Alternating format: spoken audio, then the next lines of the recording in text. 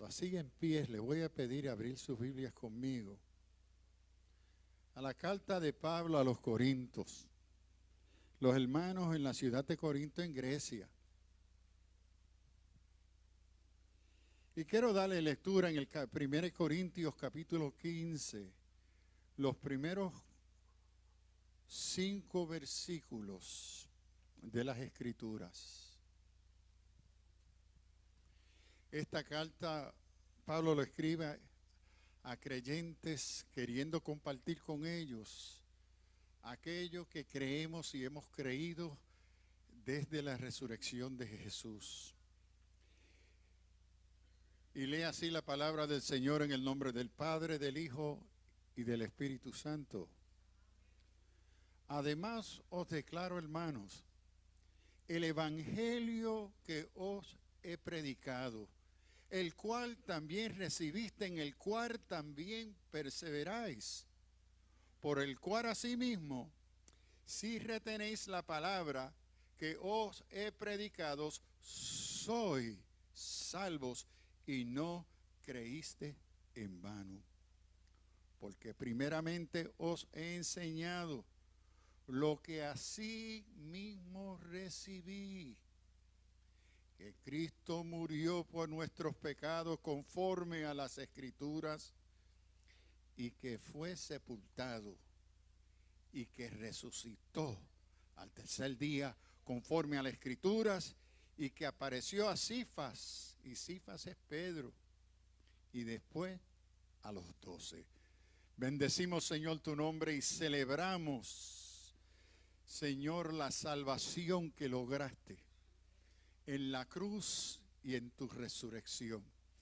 En esta mañana, Señor, no solamente recordamos, Señor, reafirmamos y creemos en tu resurrección. Y en este día nos reunimos en la esperada, Señor, de tu regreso. Esta es nuestra bendita esperanza, Señor. Ven, Señor, porque tu iglesia te espera. Y así, Señor, en este lindo día, Padre, pedimos que nuevamente tú nos hables a través de tu palabra. Que tu palabra, Señor, vuelva, Señor, a asegurarnos, a confiar, a creer en ese evento histórico, trascendente, que marca toda la historia humana, tu resurrección. Oh Espíritu Santo presente, haznos sensible a la verdad de tu palabra. Haznos sensibles, Señor, al mensaje de esperanza, de perdón, de redención que anuncia y confirma tu resurrección.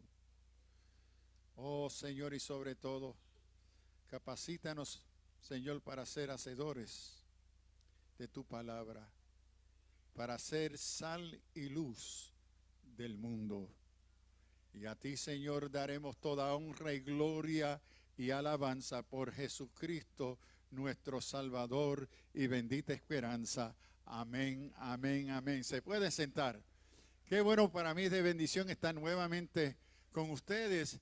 Y pensaba y reflexionaba anoche, yo me preguntaba, ¿pero a dónde, pastor, usted va a meter toda esta gente?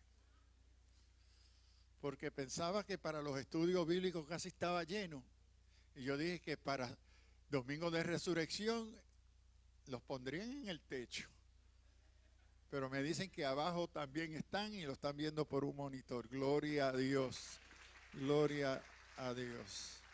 Me alegro de estar con ustedes. Mire, ¿cuántos se gozaron mirando los bautismos? Mire, quiero hacer unas cositas claras. Cuando yo vi una de las jovencitas bautizándose, mire, honestamente,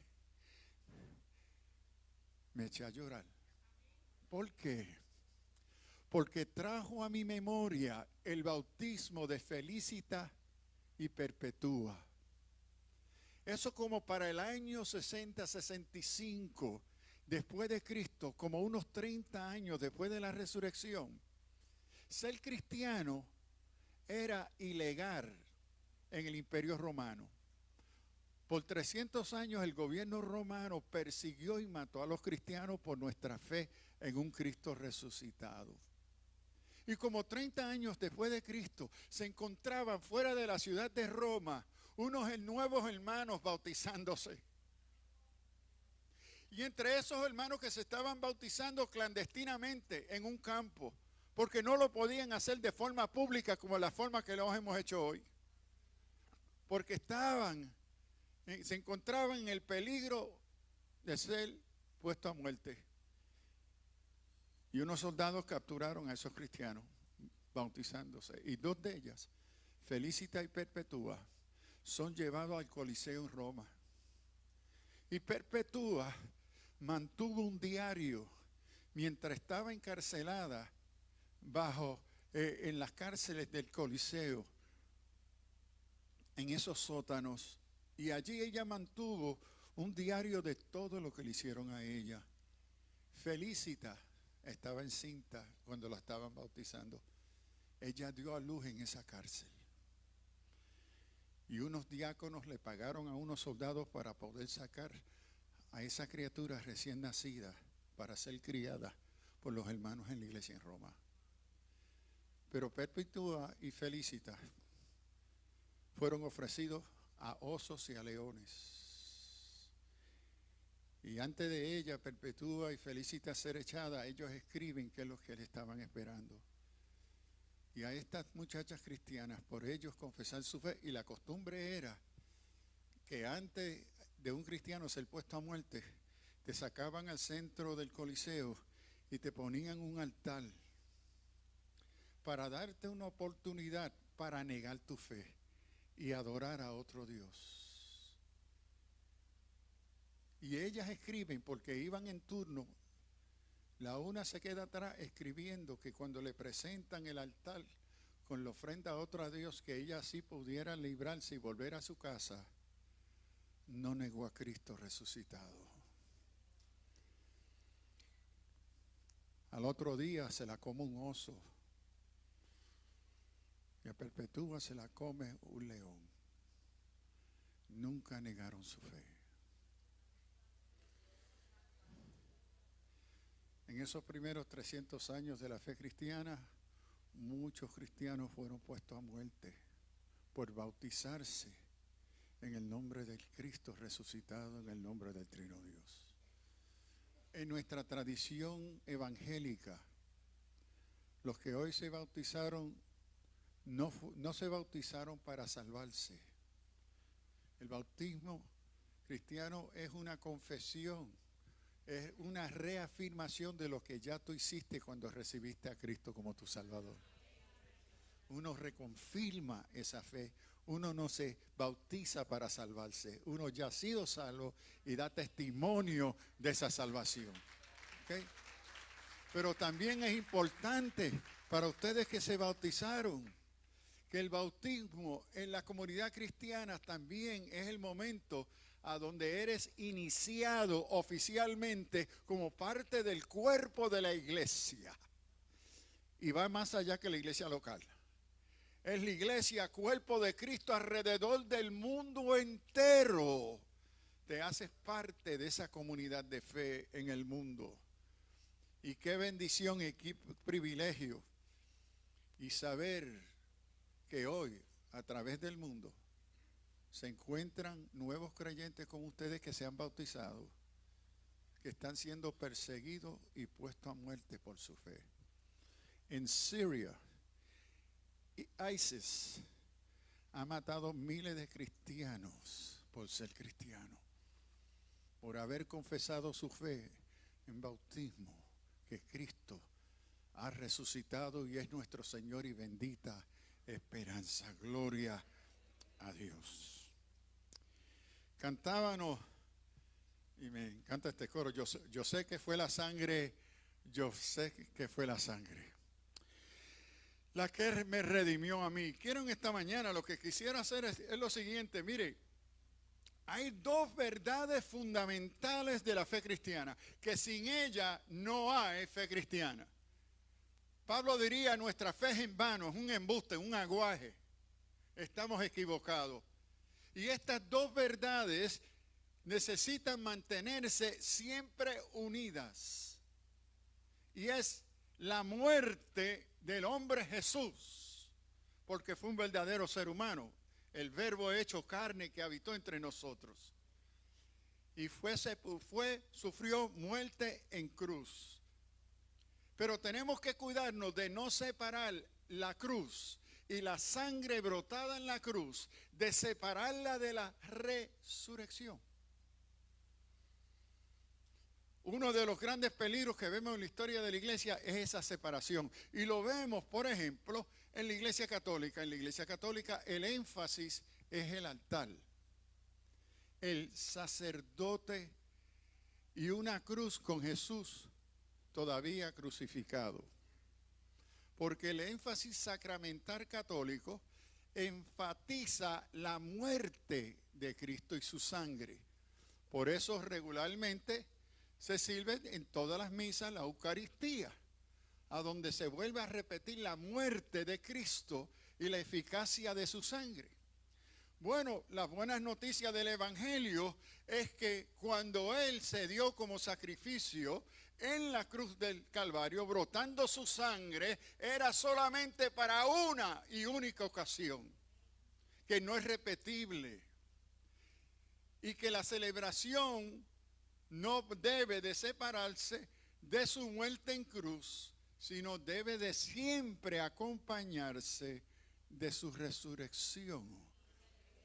Porque si Cristo no resucitó, lo que ocurrió en ese madero fue triste, pero nada más. ¿Cuántos murieron en cruces ese día? 3. ¿Ha tenido valor la muerte y el derramamiento de sangre de esos otros 2? Nada. ¿Y por qué entonces Jesús? Porque resucitó.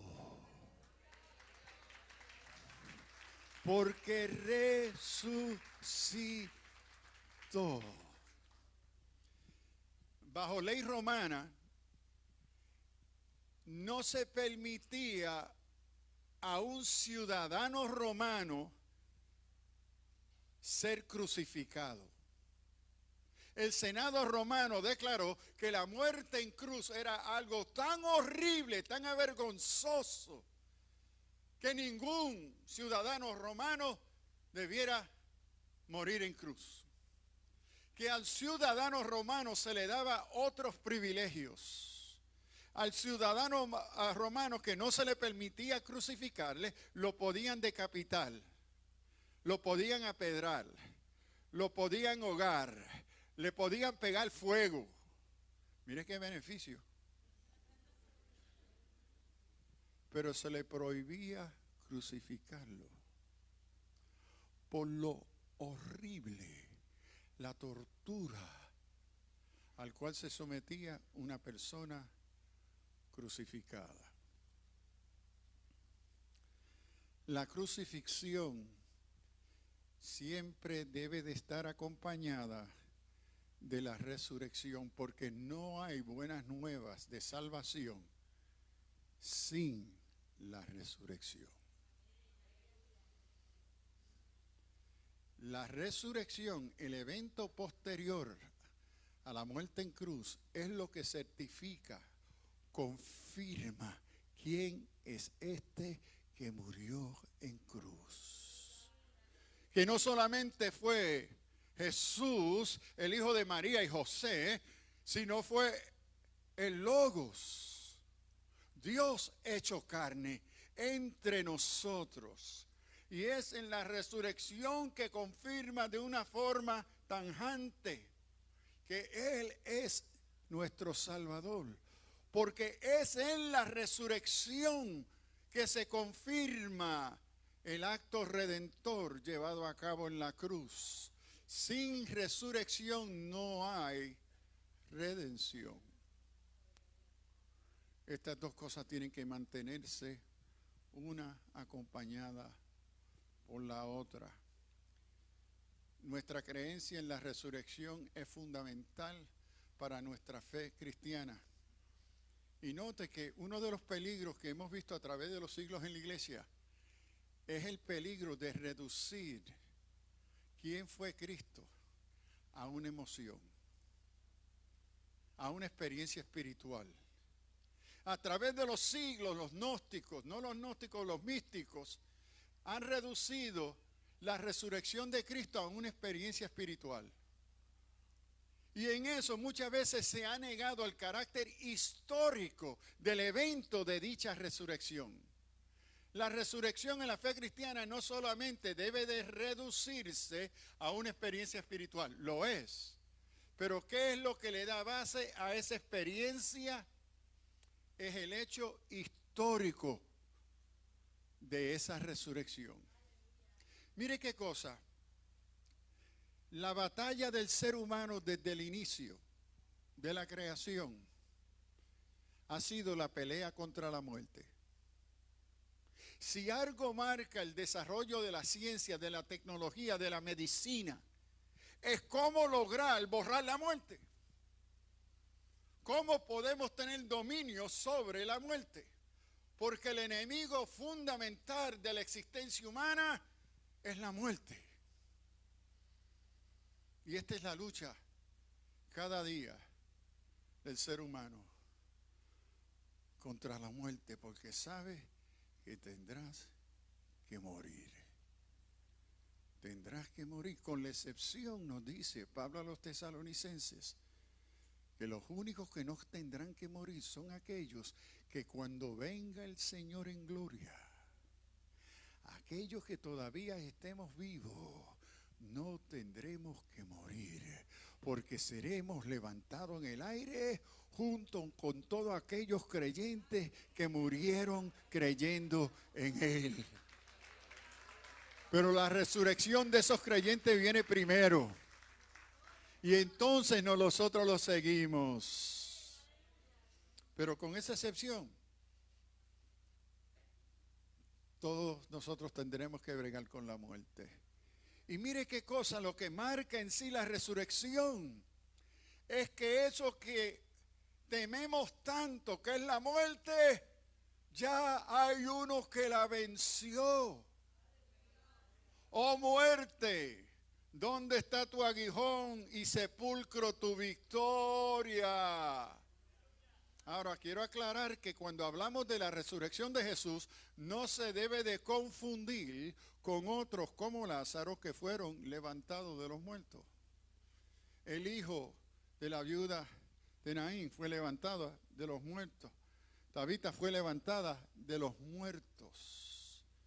Nos dicen los evangelios, Mateo, que cuando él resucitó, la tumba se abrió, se abrieron otras tumbas y otros santos fueron levantados. No fue resurrección. El Nuevo Testamento hace una distinción entre ser levantado de los muertos y resurrección. Lázaro fue levantado de los muertos y tuvo que morir. Todos los otros que fueron levantados de los muertos tuvieron que morir. Estaban todavía sujetos a las condiciones de la muerte. El único que se ha levantado, que no está sujeto a muerte, es el Señor de la vida. Señor Jesucristo, nuestro Señor y Salvador. A través de especialmente desde el siglo XVI, XVII, el pensar moderno, los intelectuales, los filósofos, los académicos, han querido negar la resurrección porque dicen, no, la resurrección es contrario a la ciencia. No hay evidencia histórica a la cual se pueda someter la resurrección y están equivocados.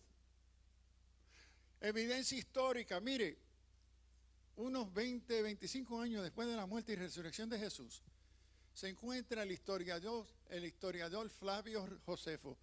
Él fue el historiador personal del emperador Vespasiano.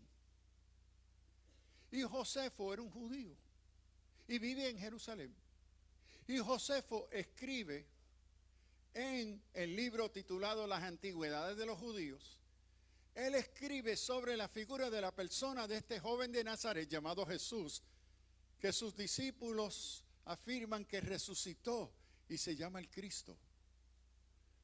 Suteníes, el gobernador de Siria, le escribe al emperador en Roma Y le dice, ¿qué voy a hacer con estos seguidores del Nazareno, de este hombre que resucitó de los muertos?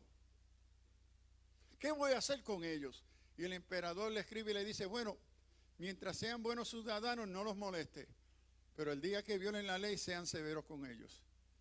Hay más de 26 fuentes extra bíblicas, es decir, no de cristianos. Y Josefo no fue un cristiano, que atestiguan al evento histórico, no mitológico, no metafórico, no cuento de hadas, de la resurrección corporal de Jesucristo. El semestre pasado en la universidad me llega uno de mis estudiantes y me dice, profe, ¿sabe que uno de mis profesores nos sigue diciendo que lo que usted está enseñando es falso? Jesús nunca existió. Y eso es falso lo que nos están enseñando. Y yo le pedí, mire, ¿cómo se llama ese profesor? No te voy a meter en un lío, pero dime el nombre de ese profesor, que yo quiero hablar con él. Él me dio el nombre y yo fui y lo visité. Mire, profe, yo soy el que enseño teología aquí, soy cristiano. Usted dice que Cristo nunca existió. Bueno, pues mire, para que usted se eduque, le traigo 2 o 3 libros que usted lea, ¿verdad? Porque es profesor. En este hay 25 fuentes no bíblicas de figuras históricas, pensadores críticos que dan testimonio a la persona de Jesús el Cristo. Entonces, antes que usted hable de lo que usted no sabe, edúquese. Y entonces, le abrí el libro y dice, déjeme comenzar con el historiador Flavius Josephus, uno de los historiadores más importantes del primer siglo, de la época de Cristo. Entonces, antes que usted se ponga a negar la persona más reconocida en la historia humana, la persona de Jesucristo. A través del tiempo ha habido estas negaciones. ¿Cómo vamos a creer que en sí Cristo resucitó? Uno de los indicadores del evento histórico fue el apóstol Pablo. Pablo es un judío fariseo, enemigo de la fe cristiana, enemigo de Cristo, perseguidor de la iglesia, rabino que conoce las escrituras, egresado de la Universidad de Tarsus, un hombre de letras, también estudioso de filosofía griega, y que se encuentra con el Señor resucitado en el camino de Damasco. Aquel que él perseguía y negaba, tiene un encuentro con el resucitado. ¿Cómo puede ser que un hombre tan convencido que la cristiandad era herejía, era una mentira, que se dedicó a matar judíos que se atrevieran a confesar a Cristo como su Señor, es convencido por la resurrección corporal de Jesucristo que se le aparece en el camino de Damasco? Y más adelante, 3 años, él pensando de qué fue lo que pasó. Dice que se vuelve a Jerusalén después de 3 años para hablar con quién, con el hermano de Jesús, Santiago.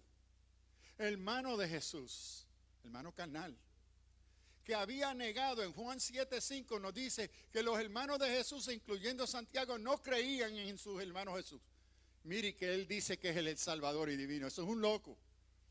Pero la resurrección convenció a Santiago, hermano de Jesús, que su hermano mayor Jesús era el Mesías prometido a Israel. Y Santiago es el que dirige la iglesia en Jerusalén. Y Pablo, en ese evento de conversión y bautismo, después de 3 años vuelve a sentarse con Pedro y Santiago para asegurarse de lo que le pasó en el camino de Damasco. Y allí ellos también le cuentan, también Jesús se nos reveló, y nos reveló, estuvo con nosotros en carne. Con él caminamos, a él lo tocamos, no fue un espíritu, no fue un fantasma. Y Santiago le dice, yo no era creyente, pero a ver mi hermano resucitado he creído que es el Mesías. Mire, Pedro el cabezón, el cobarde que niega a Jesús 3 veces porque está atemorizado por su propia vida, ¿qué ocurre? Se transforma su vida por el poder de la resurrección. Cambia, transforma la vida, la mente de este hombre hipócrita y traicionero, que cuando lo llevan a Roma y lo van a crucificar, porque Pedrito no era ciudadano romano. Cuando Pablo lo llevan a Roma, Pablo era ciudadano romano, pero Pedro no.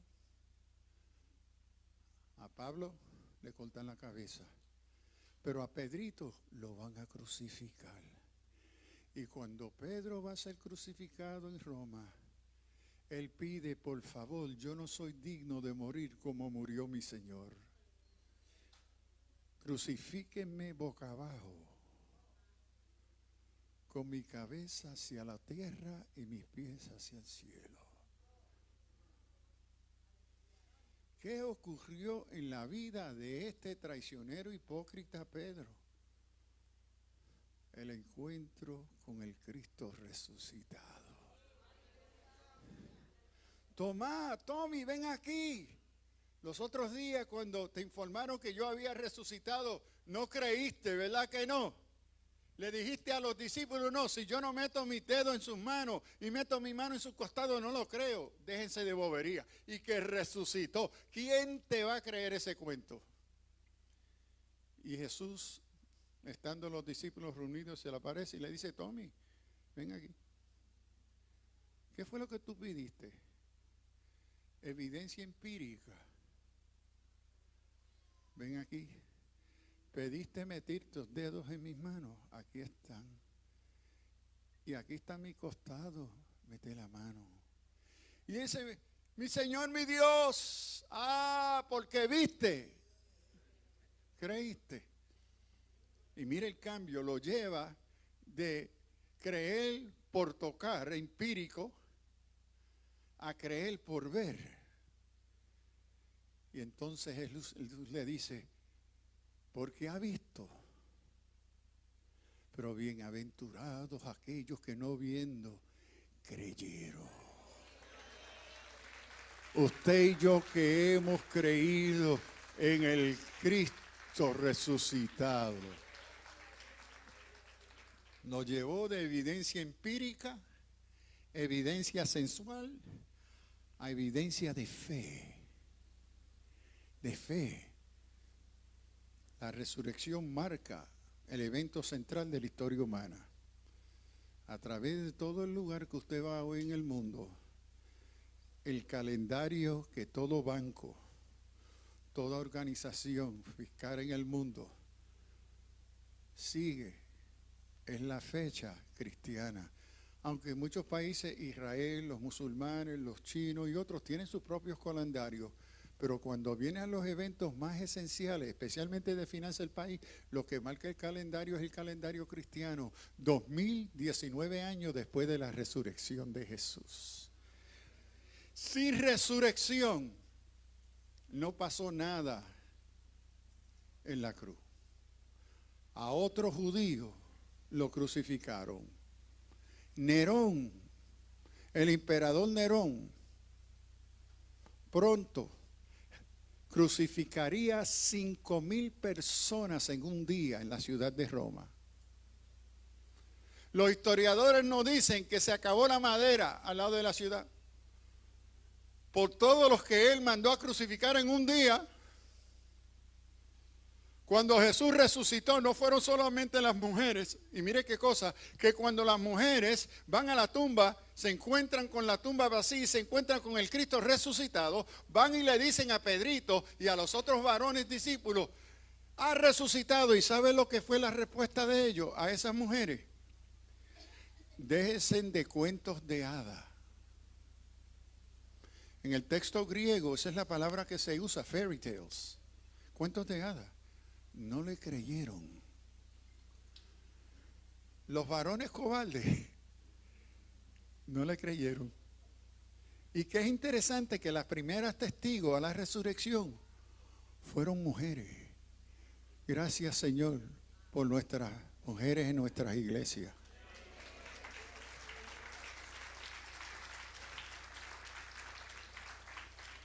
Si no fuera por la oración y la instrucción de mi madre, yo no sería cristiano. Pero esas mujeres fieles, y mire qué cosa, mire qué locura, lo que es la locura de Dios. En ley romana no se recibía el testimonio de una mujer en una corte. El peso de la experiencia del testimonio de una mujer no era válida.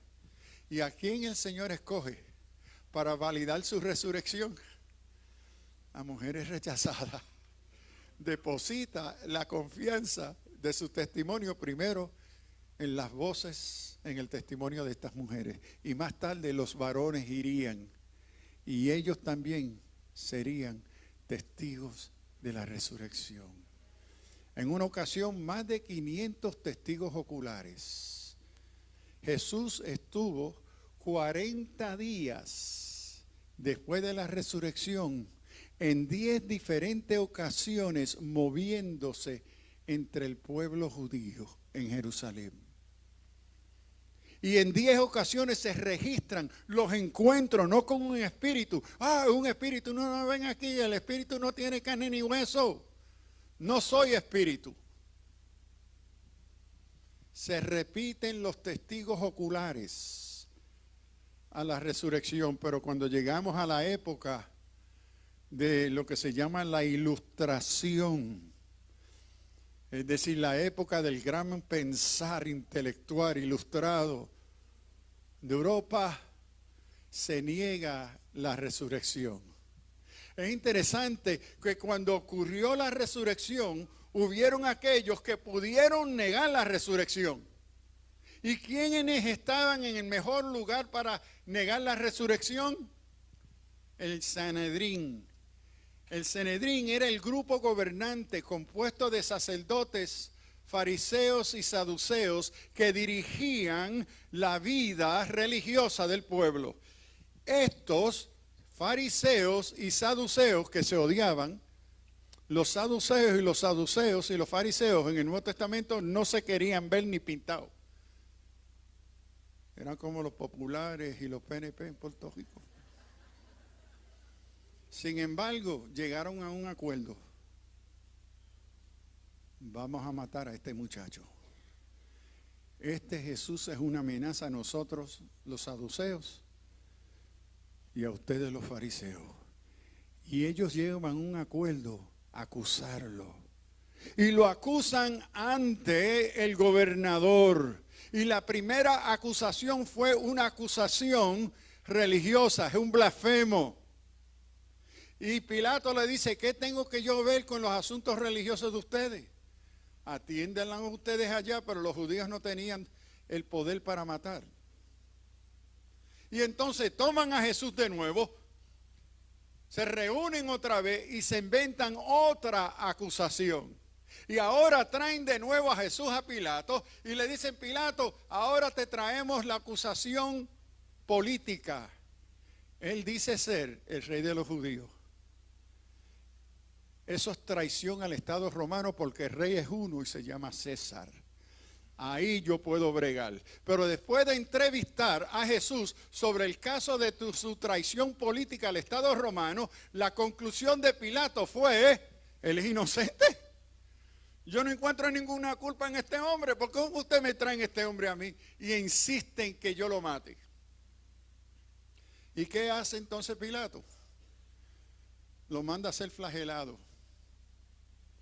con un flagrum. El flagrum era un látigo especial que tenía atado pedazos de hueso y pedazos de plomo, para que cuando te pegaran con el látigo te iban a desgarrar todos los músculos y carne de tu espalda. Se lo deja casi muerto, se lo entregan. No, nosotros no queríamos que usted le pegara. Lo que nosotros procuramos es su muerte. Y entonces me parece que Pilato intenta otra vez y busca entonces a quién, a Barrabás. Miren, le doy hoy para que escojan. Le traigo a Barrabás, este sinvergüenza, criminal, terrorista. Usted lo conoce como un malote. ¿A quiénes ustedes prefieren que yo crucifique? ¿Y qué esperaba Pilato? Que pidieran a Barrabás. Y el Sanedrín, el liderazgo religioso de los judíos, dice, no venga con esa trampa. Queremos que tú mates a Jesús. Y él lava sus manos, porque él ve ninguna culpa en este hombre. Ahora, en el día de la resurrección, ¿quiénes eran los que estaban en mejor lugar para probar que eran un embuste? Los miembros de Sanedrín que mandaron a matarlos. Y cuando llegaron los soldados y le dicen, mira, la tumba está vacía. Shh, cállense. Le vamos a pagar un soborno para que ustedes digan que se robaron el cuerpo. Pero espérate, es que no se robaron el cuerpo. Shh, cállate. Le vamos a pagar para que así lo digan. El Sanedrín nunca negó, los miembros del Sanedrín nunca negaron la resurrección de Jesús, que fueron los que los mandaron a matar. ¿Y quién era el otro que podía denunciar que la predicación y el anuncio de la tumba vacía era un embuste? El gobernador Pilato. Pilato, fácil, mire, Pilato estaría más que enojado, porque él puso 16 soldados a cuidar la tumba. Porque el Sanedrín le dijo, mira, a él está diciendo que va a resucitar al tercer día. Entonces tengan cuidado porque los discípulos son capaces de robarse el cuerpo para decir entonces que resucitó. Entonces pedimos que usted le ponga una guardia. Y la guardia romana de 24 horas se componía de 16 soldados. Por 3 días y 3 noches. Están velando, cuidando la tumba. Y además, Pilato manda a poner y sellar la tumba con un sello romano, declarando que el que abriera esta tumba, sin el permiso del gobernador, la sentencia era muerte. Y ahora se está diciendo por ahí que resucitó. ¿Cómo es esto? ¿Quién rompió mi sello? ¿A quién le dieron la autoridad para romper el sello romano? Y tráiganme aquí esos 16 soldados de vagos. ¿Cómo puede ser que este hombre se libró de la tumba cuando había 16 soldados velando? Que eso no ocurriera. Y es interesante, Pilato no negó la resurrección. Las dos autoridades más importantes nunca negaron la resurrección de Jesús. Nunca. La resurrección de Jesús fue tan tajante, tan clara, tan presente, que cuando hay más de 500 testigos oculares que lo vieron, que caminaron con él, que durmieron, comieron con él, pudieron fundar la iglesia cristiana en la misma ciudad donde crucificaron a Jesús. ¿Cómo era posible que se pudiera fundar la iglesia cristiana en la ciudad donde lo mandan a matar? ¿Cómo era posible que iban a aceptar que se anunciaba Cristo ha resucitado de los muertos? Es nuestro Señor, Cristo ha resucitado. Si fuese un embuste, una mentira, nunca se hubiese sido posible fundar la iglesia cristiana en Jerusalén.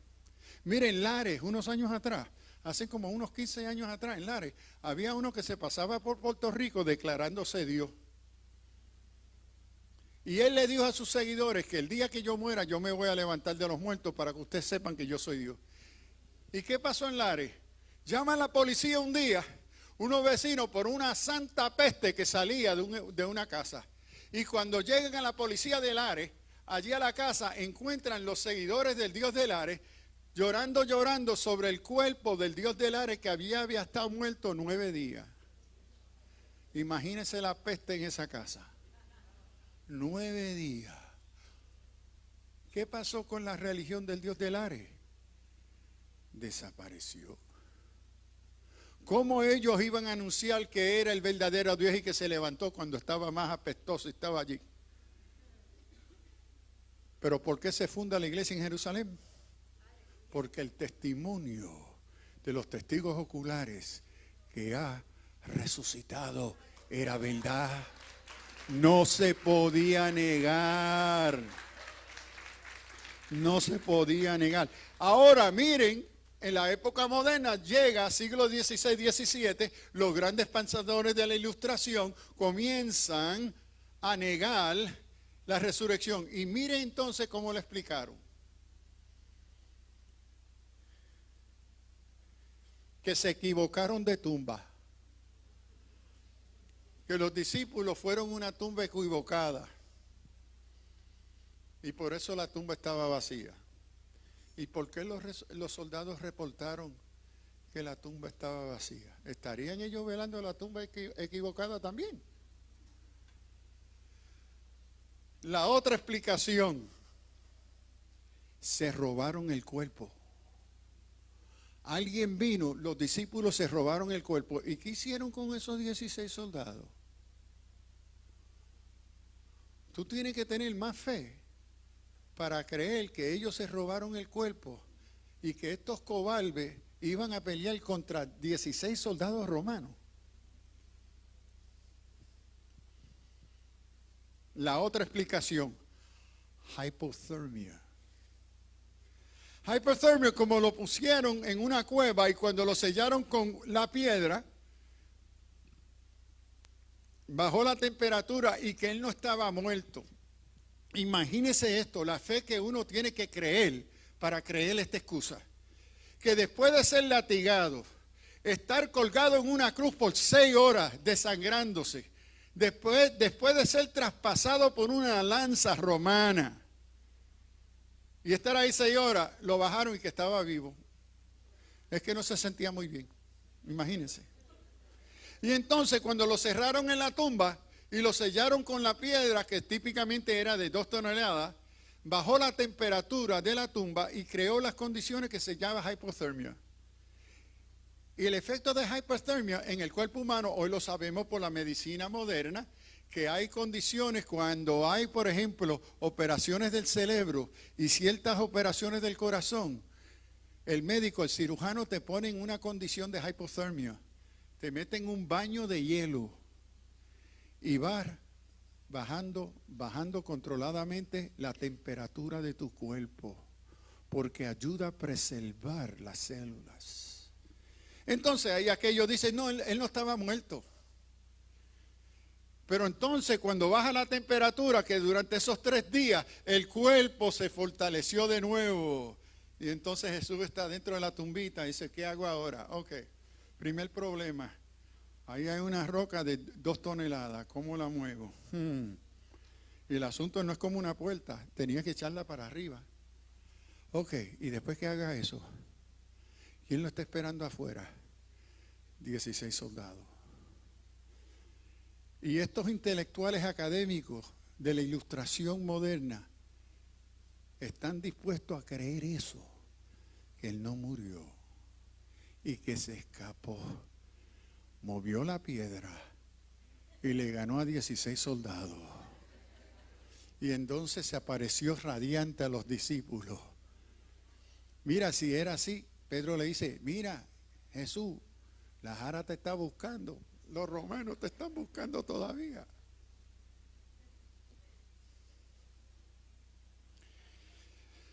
La Escritura nos dice que hubieron en una ocasión nada más 500 testigos oculares. Jesús se le apareció a toda esta gente aquí, a todos, y pasó tiempo con ellos, habló con ellos, comió con ellos, compartió. Pero entonces la psicología moderna, ¿qué dice de ese testimonio de estos testigos? Todos ustedes están equivocados. Ninguno de ustedes vio o tocó, habló y caminó con Jesús. Ustedes sufrieron una iluminación masiva. Se lo imaginaron todo. Ahora la psicología moderna nos dice que eso es imposible. Pero están dispuestos a creer estas explicaciones de la resurrección. negando el evento fundamental de la historia humana, a donde Jesús el Cristo asume y manifiesta públicamente potestad sobre la muerte. Todos ustedes están preocupados por la muerte y luchan contra la muerte. Se deprimen cuando piensan de la muerte, pero yo he vencido la muerte. Yo soy la vida y la verdad. ¿Qué motiva a los discípulos a arriesgar su vida en esos primeros 300 años de la fe cristiana, cuando estaban sujetos a muerte?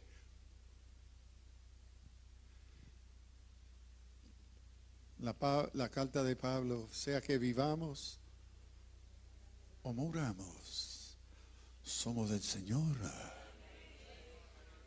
Porque moriremos aquí, pero Él nos levantará nueva vida. Es decir, el temor mayor de la existencia, la lucha existencial del ser humano, que es la muerte, ha sido vencida y Él nos ha hecho partícipe en esa nueva vida. ¿Sabe lo que más terrible hay? Una persona que no teme la muerte. Muchas veces dicen, no, el que no teme la muerte es un loco. Bueno, llámeme loco, pero yo no tengo que temer la muerte, porque mi Cristo vive. Y Él ha prometido compartir esa vida eterna conmigo y contigo, aquellos que creyeren. Ahora, como dije, la cruz y la muerte, la muerte en cruz y la resurrección, tienen que mantenerse cristianas, juntas, como el fundamento de la fe cristiana. Porque si Cristo no resucitó, no pasó nada. Miren lo que Pablo escribe a la iglesia en Corinto, en la primera carta de Pablo a los Corintios, capítulo 15. Ahora bien, si Cristo es predicado como que ha resucitado de entre los muertos, ¿cómo es que algunos entre vosotros dicen que no hay resurrección de muertos? Porque mire las consecuencias. Si la resurrección es un cuento de hadas, un mito, una metáfora, un símbolo, mire las consecuencias. Porque si no hay resurrección de muertos, tampoco Cristo ha resucitado. Y si Cristo no ha resucitado, vana, y aquí la palabra que usa en griego es vacía, sin contenido, es nuestra predicación. Vana también es vuestra fe. Y aún somos hallados falsos testigos de Dios, porque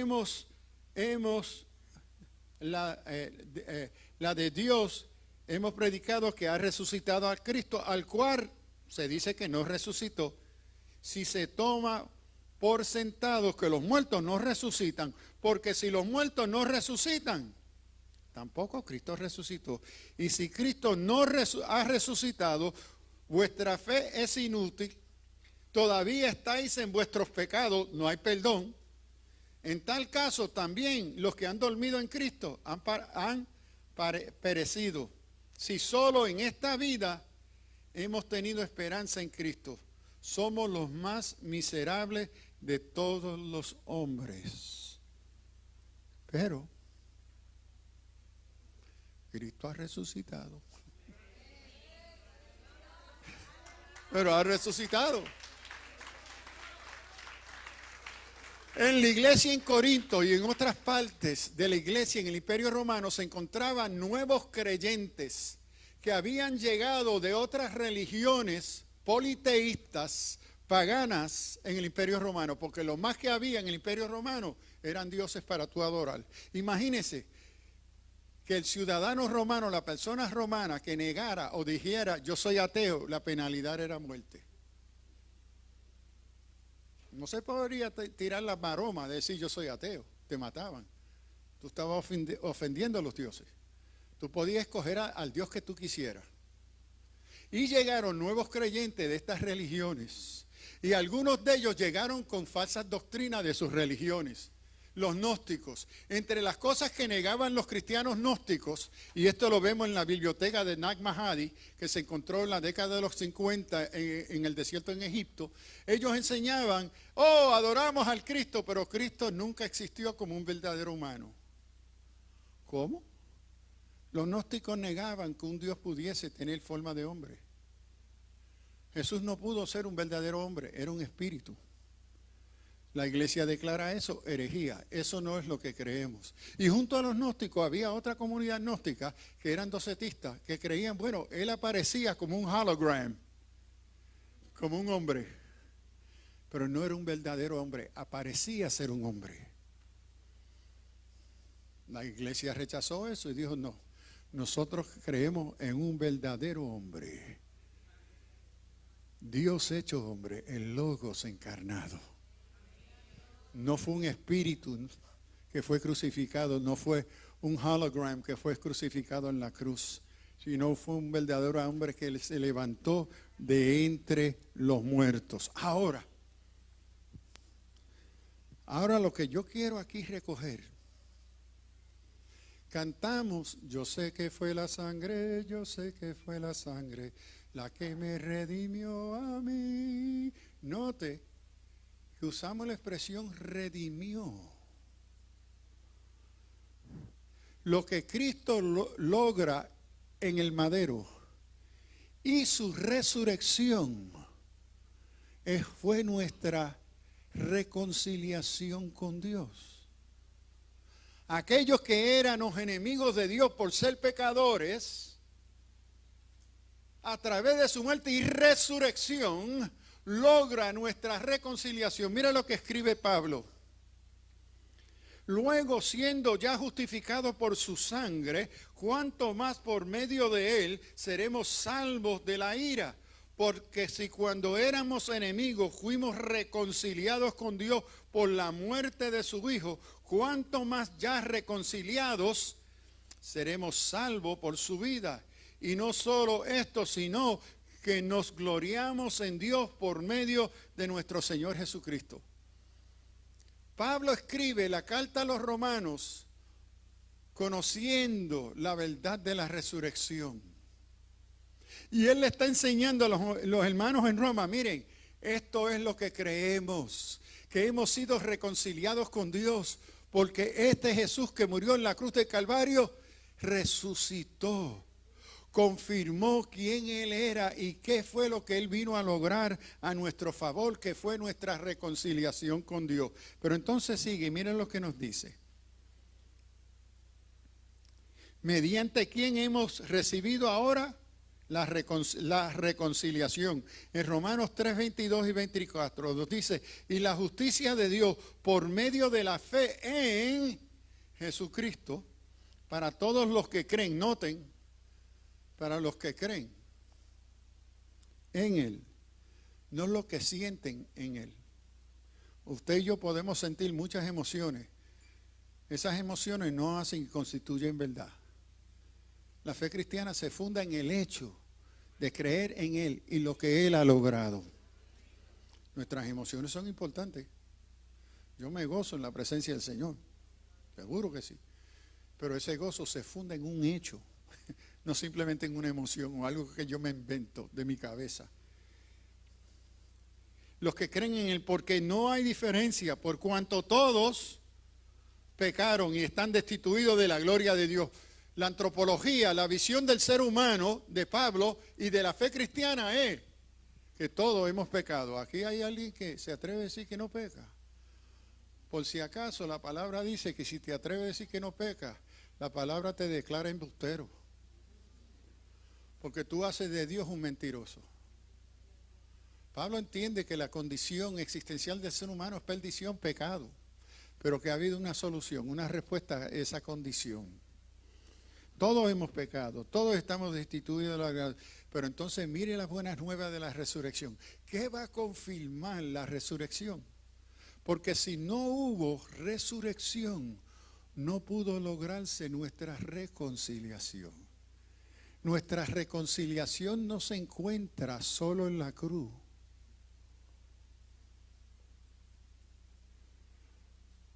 lo que va a confirmar lo que ocurrió en la cruz fue su resurrección. Porque si no hubiese resucitado en esa cruz no pasó nada, o muy poco. Triste, mataron a un joven justo, judío. Pero entonces mire lo que Pablo resalta a los hermanos en Roma.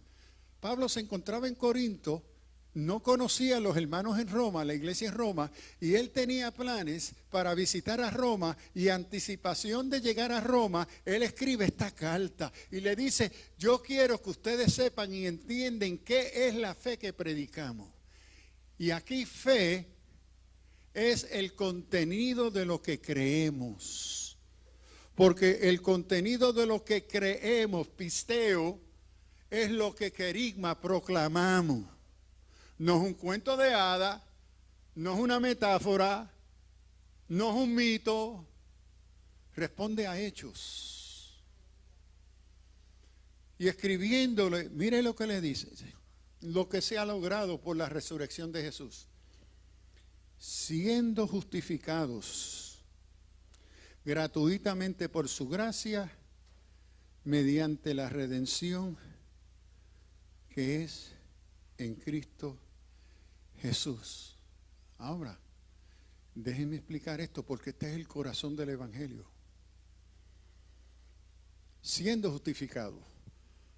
Pablo le dice a los hermanos de Roma y a nosotros: lo que Cristo logró en su muerte y resurrección hizo posible nuestra justificación, que ha resultado en nosotros ser reconciliados con Dios. Ya no somos enemigos de Dios.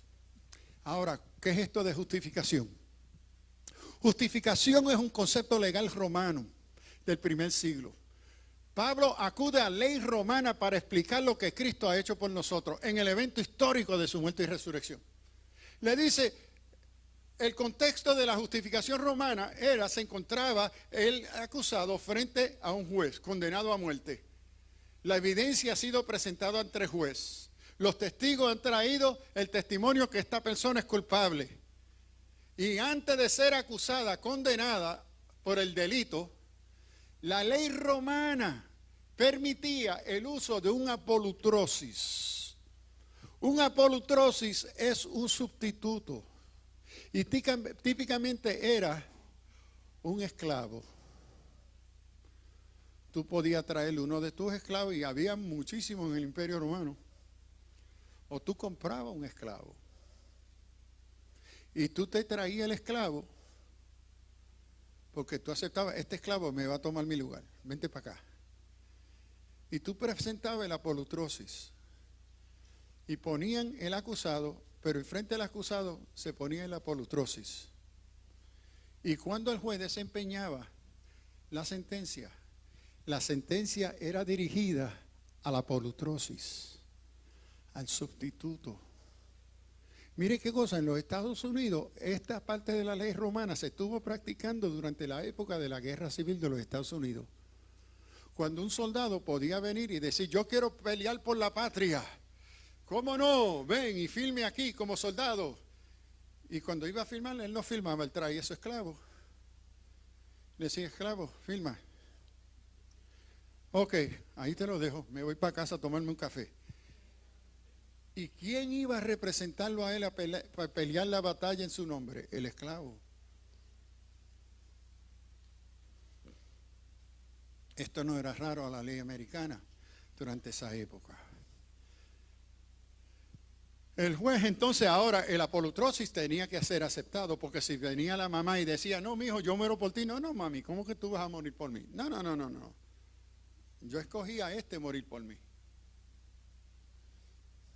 Culpable. Llévenselo. ¿Y a quién se llevaba el apolutrosis? A la apolutrosis se lo llevaban. Se lo llevaban para matarlo. ¿Y quién quedaba frente al juez? El justificado. Ahora, en el idioma español tenemos un problema con esto, porque en los idiomas que salen de la raíz romana, interpretamos que justificado quiere decir que ahora yo soy justo. Justo, ni un pelo. Porque si fuera justo, no tuviese necesidad de un apolutrosis. Si fuera justo,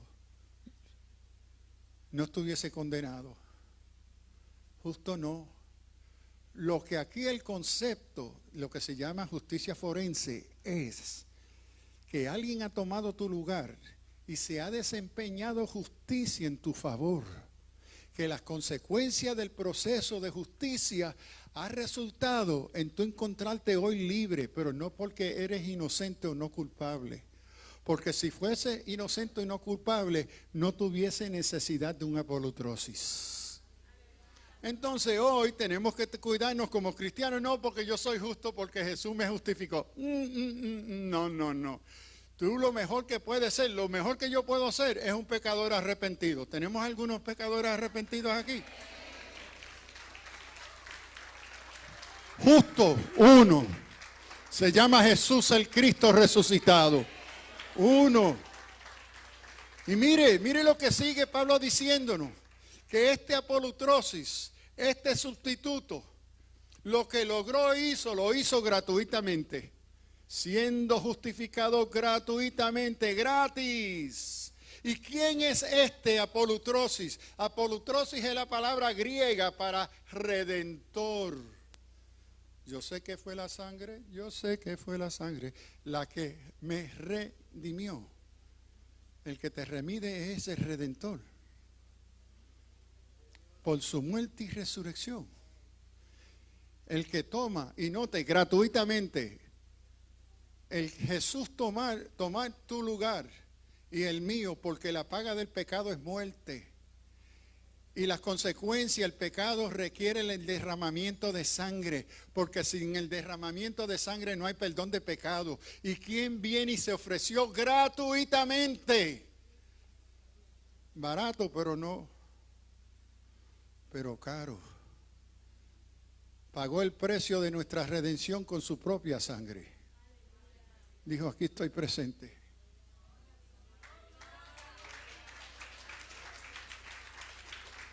Yo tomo su lugar. Yo asumo las consecuencias del pecado de mi creación. ¿Y qué sigue Pablo diciendo? No solamente gratuitamente, mediante por gracia, charis. Y aquí la palabra en griego charis es como una expresión de amor, de misericordia no merecido. Lo que Cristo ha hecho por ti, por mí, la cruz del Calvario en su resurrección, fue una acción de amor, de perdón, de misericordia que usted y yo no merecemos. Porque justo no hay ninguno, solamente Jesús. Y es el único justo que se ofrece para asumir nuestro lugar. Justificado gratuitamente por gracia. ¿Cómo? Mediante el apolutrosis. Mediante la redención. ¿Y quién es aquel que viene a tomar tu lugar y el mío y pagar las consecuencias de mi pecado? Jesús. Y Jesús se constituyó el Cristo. Jesucristo no es el nombre y apellido de Jesús. Jesús es su nombre, Cristo es su título. Se constituyó mi Salvador y el Salvador de todos aquellos que crean en Él.